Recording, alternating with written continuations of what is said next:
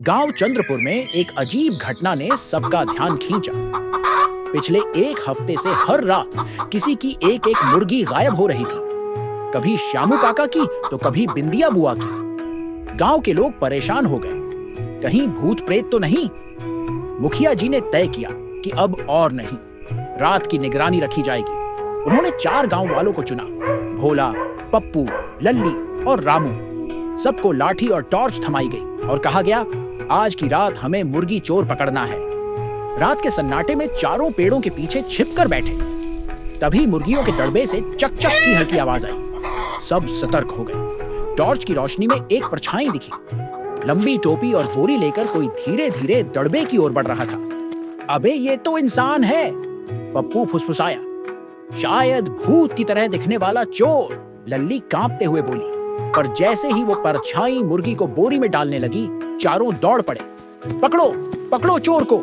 चोर भागा, लेकिन रामू की फेंकी लाठी सीधे उसके पैरों में जा लगी और वो धड़ाम से गिर पड़ा। जब सबने उसे घेर कर टॉर्च की रोशनी डाली तो सभी हैरान रह गए।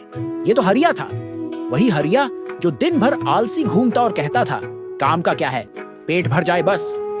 हरिया ने पहले तो बहुत बहाने बनाए। मैं तो मुर्गी से बात कर रहा था, मैं इसे टहला रहा था। पर सबकी आंखों ने बता दिया कि अब झूठ नहीं चलेगा। मुखिया जी ने उसे पंचायत में बुलवाया। सारा गांव जमा हुआ। हरिया शर्म से सिर झुकाए खड़ा था। क्यों हरिया, मुर्गियां क्यों चुराई? मुखिया जी ने पूछा। हरिया बोला, क्या बताऊं मुखिया जी, रोज रोज दाल चावल खाकर मन उब गया था। मुर्गी का स्वाद एक बार छक लिया तो दिल ने कहा, और लाओ।